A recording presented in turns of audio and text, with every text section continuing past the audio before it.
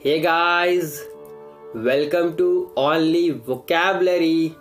So today is 21st February 2017 and we are going to discuss the important words of the Hindu newspaper with pictures, tricks to remember these words, synonyms, antonyms and some related words and related forms.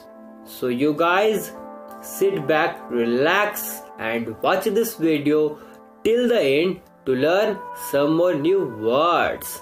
So let's get started. First word is regressive. Regressive means something that move backward instead of forward.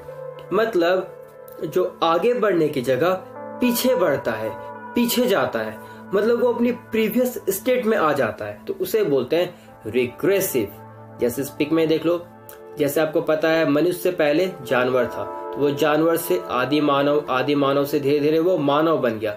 But जब यही इंसान, यही मानव अपने previous state में आ जाता है, जब वो फिर से वो जानवर बन जाता है, तो इसे बोलेंगे रिग्रेसिव। और जैसे सपोज कोई ऑफिस में कोई बॉस है और वही बॉस उसका डिमोशन होते होते वो एम्प्लॉय बन जाता है। वो बॉस था, उसका डिमोशन होते होते वो एम्प्लॉय बन जाता है, तो वो अपने प्रीवियस स्टेट में आ जाता है, तो उसे ही बोलते हैं regressive. So regressive means returning to a former और लेस डेवलप्ड स्टेट, और you can say opposing progress. Hindi में से कहेंगे प्रतिगामी या पीछे की ओर हटने वाला या पीछे की ओर जाने वाला। अब रिग्रेसिव को याद रखने के लिए आप इसको करोरेट प्रोग्रेसिव से। रिग्रेसिव प्रोग्रेसिव है ना, similar sound, regressive progressive. Actually progressive इसका एंटोनिम्स है। रिग्रेसिव मीन्स होता है ना पीछे, और प्रोग्रेसिव मीन्स क्या होता है आगे बढ़ना। Progressive that means tends to get better and more advance, जो और बेटर हो रहा है और एडवांस हो रहा है तो वो क्या होगा प्रोग्रेसिव। तो रिग्रेसिव प्रोग्रेसिव ये दोनों इसका एंटोनिम्स है, और इसको याद रखो। रिग्रेसिव मतलब पीछे और प्रोग्रेसिव मतलब आगे, तो regressive progressive. For example regressive aspect of recent local government reform. And इसके रिलेटेड वर्ड्स है रिग्रेसिवली, ये एक एडवर्ब है, एंड रिग्रेसिवनेस या रिग्रेसिविटी एक नाउन है। एंड रिग्रेसिव के सिमिलर वर्ड्स या सिनोनिम्स है back, behind, in reverse, rearward. And इसके एंटोनिम्स है forward, ahead, aggressive, developing. Next word है vendetta. Next word is vendetta. Vendetta means a long fight between two families or two group। मतलब किसी दो group के बीच या किसी दो फैमिली के बीच सालों से फाइट चल रही होती है। वो बोलते हैं ना पुरानी, मतलब पुरानी फाइट नहीं, पुश्तैनी फाइट होता है ना, पुश्तैनी प्रॉपर्टी। तो वो पुश्तैनी प्रॉपर्टी नहीं है, पुश्तैनी में उसको फाइट मिला है, तो पुश्तैनी फाइट को बोलते हैं वेंडेटा। जैसे आपने रामलीला मूवी तो देखा होगा, रामलीला जिसमें दो ग्रुप होते हैं। एक्चुअली रामलीला मूवी में नहीं देखा तो मैं आपको स्टोरी बता देता हूँ। उसमें दो ग्रुप होते हैं, एक का नाम होता है राजवाड़ी, एक का नाम होता है सनादा। तो एक का होता है, एक ग्रुप के होते हैं रणवीर सिंह एंड एक में होता है दीपिका पादुकोण। तो दोनों आपको पता है दोनों एक दूसरे से लव करते हैं, बट दोनों ग्रुप में वेंडेटा था, मतलब बहुत दिनों से उन दोनों में सालों साल से फाइट चल रही थी। तो दोनों मिल तो सकते हैं नहीं, क्योंकि दोनों ग्रुप में फाइट हो रहा है, तो वह उसी फाइट को बोलते हैं वेंडेटा। जो बहुत सालों से दो ग्रुप के बीच, दो फैमिली के बीच जो फाइट चलता है उसे बोलते हैं वेंडेटा। जैसे आपको मैं इस वीडियो में दिखा देता हूँ, देखो यही दो ग्रुप था जिसमें फाइट होता है।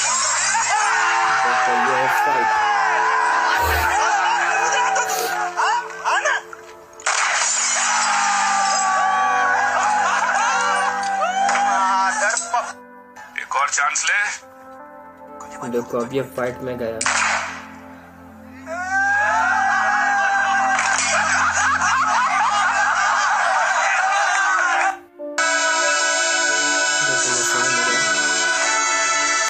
देखो आपने रामलीला का भी थोड़ा रिवाइंड कर लिया ना। चलो यही होता है वेंडेटा, जो बहुत दिनों से, बहुत सालों से किसी दो फैमिली के दो फाइट होती है तो उसे बोलते हैं vendetta. So vendetta means 1 second, yeah, a very long and violent fight between two families or groups. Hindi में से कहेंगे प्रतिरोध या बदले की भावना से। वेंडेटा को याद रखने के लिए आप इसे 3 पार्ट में बांटो, when plus D plus iota. यहाँ देखो वेन को बोलते हैं ना वेन, W है ना साउंड, VN को वेन या वेन, WHN वेन द दी इसको बोलते हैं ना दी। आजकल तो आप में शॉर्ट में भी दी होता है ना भैया दी, और शॉर्ट में भी DI नहीं लिखता है, दी लिख देता है बस, तो वही दी। ओके, तो द को दी। एंड एटा को मैंने किया attack, when the Etah attack, तो when the attack, when they attack each other they are in vendetta.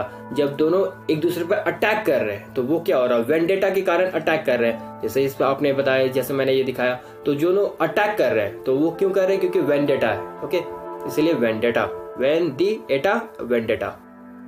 For example A political vendetta, and इसके रिलेटेड वर्ड है वेंडेटिस्ट, दैट इज एक ये नाउन है, एंड इसके सिनोनिम्स है feud, revenge, conflict, rivalry, hostility, and इसके antonyms हो गए harmony, calm, agreement, forgiveness, piece.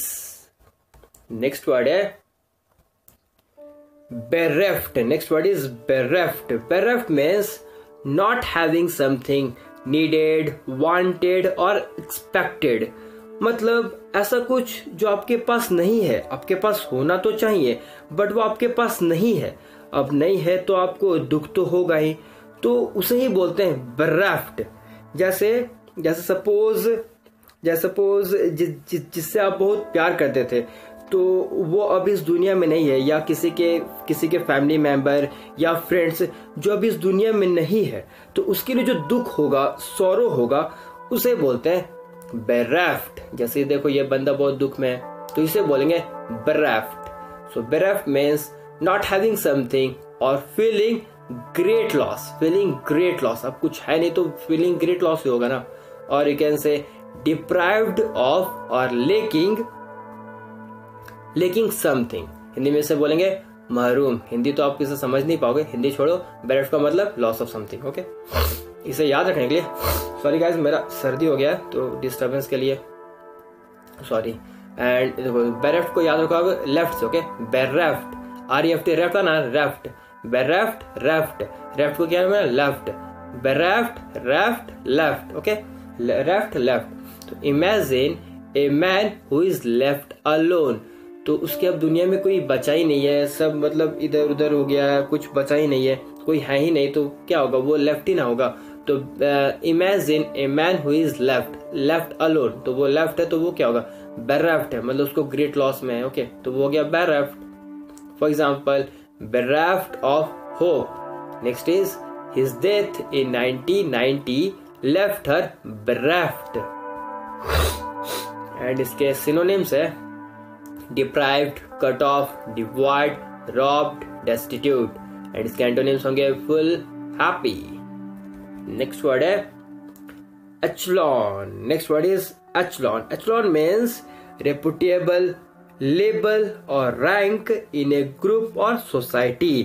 मतलब सोसाइटी के अपर लेवल या अपर रैंक के, मतलब सोसाइटी का अपर लेवल या अपर रैंक को बोलते हैं इचलॉन।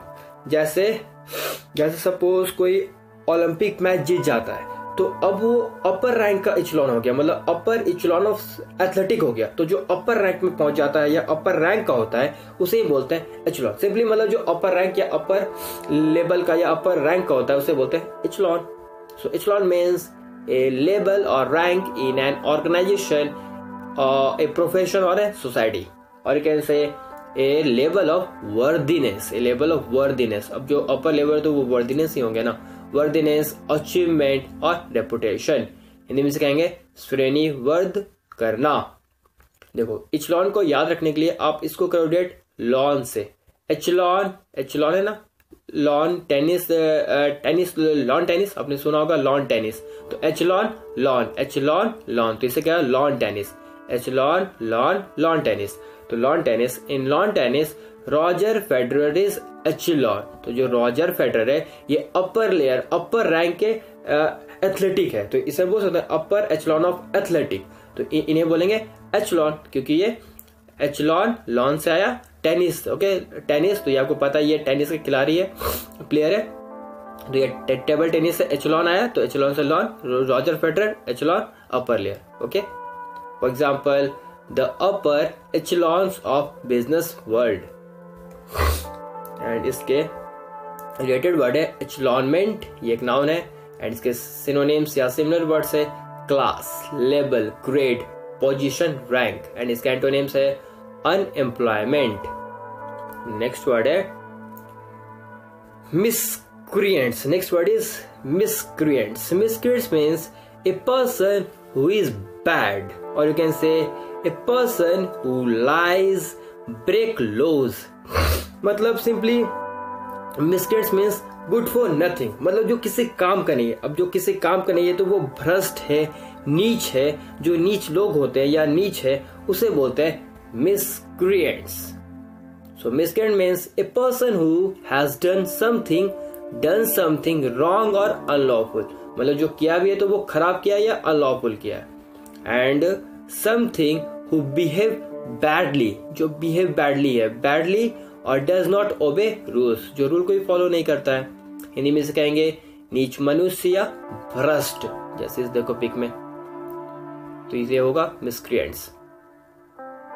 इसे याद रखने के लिए आप इसको करो ये 2 पार्ट्स में, miss plus creates. Okay, miss plus create, तो मिस होता है ना, गलती से हो गया मिस, और क्रिएट, ओके, क्रिएट किया मैंने, क्रिएट, तो मिस क्रिएट, तो क्रिएट वो गलती से क्रिएट हो गया। ओके, तो God created them by mistake, तो मिसक्रिएट्स पीपल को क्या किया है, गॉड ने गलती से क्रिएट कर दिया, तो people God created them by mistake, so they are miscreant, miscreants. Okay, याद रखो इसको इस तरह से।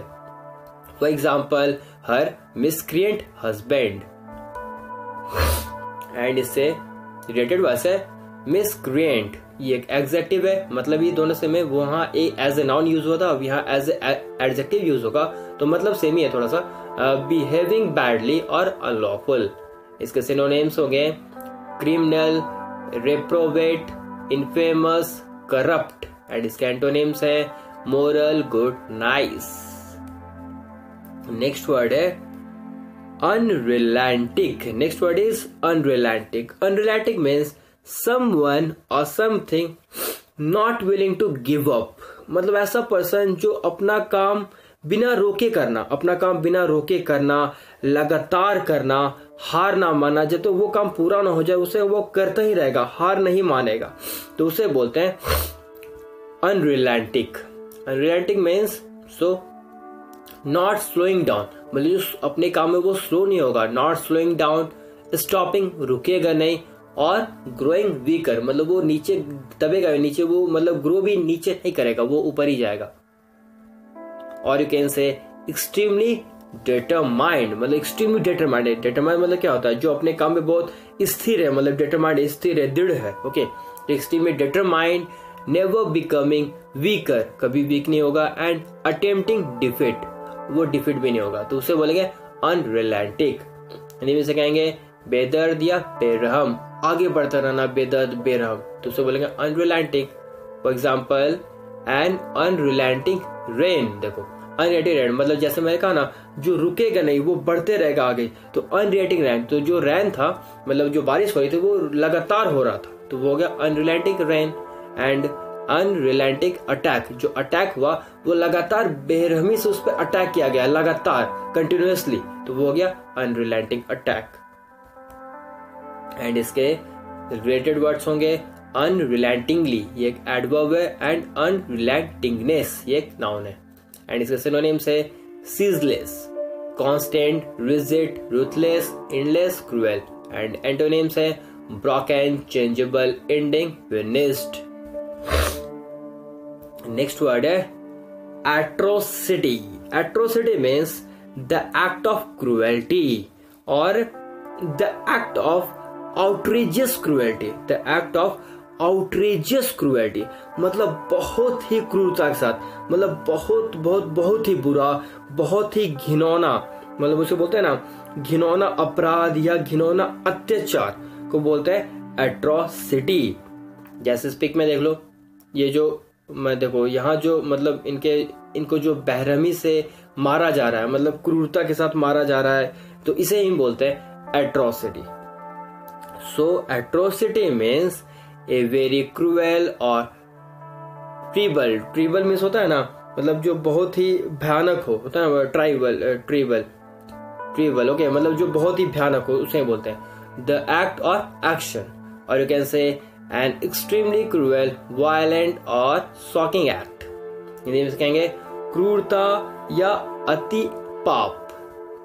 अब इसे याद रखने के लिए आपको इसे इजिली करो रेट एट्रो से, ओके, एट्रो से, atro metro, okay, atro metro, इसे याद रखने के लिए एट्रो मेट्रो, तो atro metro metro city, atro city metro city, atro city metro city. So we always get the news of brutal and cruel behaviour from metro city.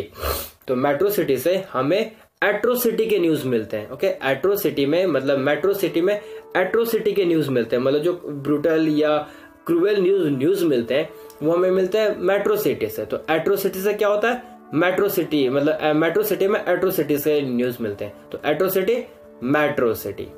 For example, those who committed this atrocity should be punished, and इसके related word है एट्रोसियसली, ये एक adverb है, and एट्रोसियसनेस एक noun है, and इसके synonyms होंगे बारबैरिटी या हॉरर, विकेडनेस, मॉन्स्ट्रसनेस, एंड इसके एंटोनिम्स है गुड बिहेवियर, काइंडनेस।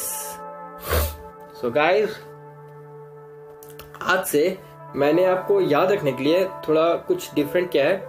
होप आपको अच्छा या आपके लिए इजी होगा रिवाइज करने के लिए।